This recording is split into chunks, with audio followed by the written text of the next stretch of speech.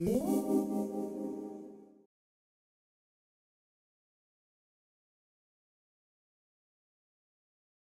voici sur une planète qui soumet constamment nos corps à ses influences énergétiques. Du brin d'herbe au rocher, en passant par le soleil et la présence d'eau, tout est énergie et agit profondément sur nous, sur notre organisme et notre état général. L'eau notamment a un rôle majeur dans ce processus, qu'il s'agisse de fontaines, de cours d'eau, de surface ou de réseaux hydrographiques souterrains, leur flux engendre de l'énergie.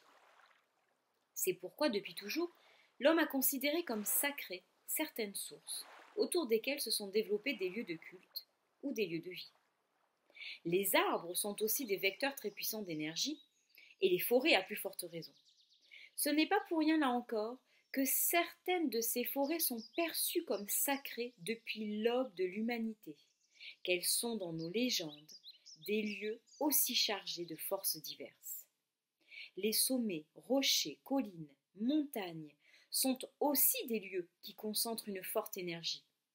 Aux quatre coins du monde, nous rencontrons des montagnes sacrées comme le mont Fuji au Japon, le mont Uluru en Australie ou encore le Machu Picchu au Pérou. Cette énergie peut également avoir pour origine les réseaux telluriques ou hydrographiques souterrains qui circulent à cet endroit. D'autres sites, sans réelle particularité apparente, sont devenus des lieux hautement sacrés par l'énergie que l'on y rencontre. Cette énergie est la conséquence du croisement des réseaux énergétiques qui couvrent la planète. Nous sommes alors sur un nœud tel que nous l'évoquions précédemment. Sur tous les continents, l'homme a cherché à utiliser ces hauts lieux pour profiter de cette énergie. Pour la canaliser ou l'amplifier, les civilisations mégalithiques ont dressé des pierres avec des orientations bien précises, comme à Karnak en Bretagne, à Stonehenge en Angleterre et dans de nombreux autres lieux.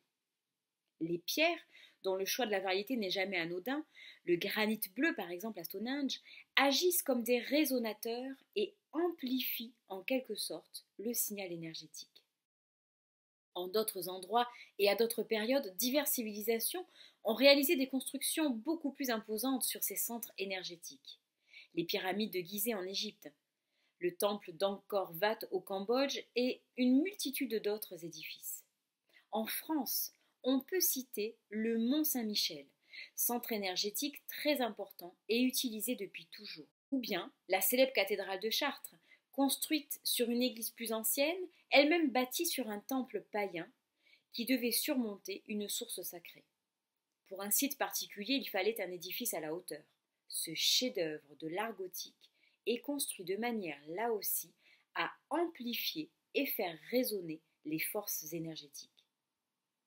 Une tradition coréenne ancienne, le feng shui, opère de façon un peu similaire, en déterminant l'installation d'un village ou d'une habitation en fonction de l'environnement énergétique, disposition des reliefs, des cours d'eau, circulation globale des énergies.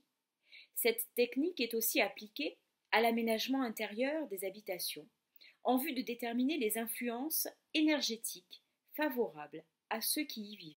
Nous voyons ainsi que l'homme sur sa petite planète, au fond de l'univers, est non seulement soumis à diverses sources d'énergie, mais surtout qu'il a toujours cherché à en tirer parti.